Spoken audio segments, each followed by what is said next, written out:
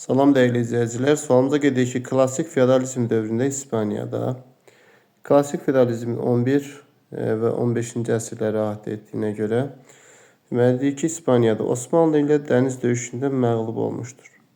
Osmanlı ilə dəniz döyüşü deyək ki, 1541-ci ildə olan hadisəni götürsək, bu 16-cı əsrə aiddir.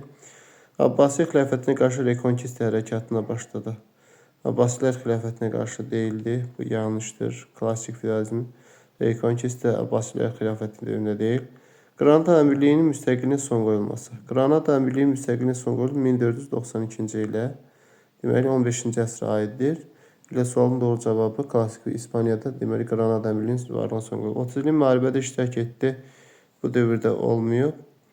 Deməli La Manche döyüşü isə 1588-də 16-cı əsrə aiddir. Digər bir sualda 17-ci əsrdə İngiltərə tarixinə aid olan məntiqi ardıcılı müəyyən edin. Kral və parlament arasında ziddiyyətlər kəskinləşdi. Ölkədə vətəndaş müharibəsi baş verdi.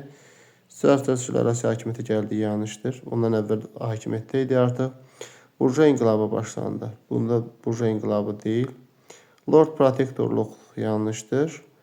Kral 1-ci Charles məğlub oldu. 1-ci Charles məğlub. Şotlandiya və İngiltərə Birləşmiş Krallıq. Şotlandiya və İngiltərə Birləşmiş Krallığı 1707-ci ildə yaranıb. Deməli 1-ci Charles məğlub oldu. Uyğun cavabımız D variantında verilmişdir.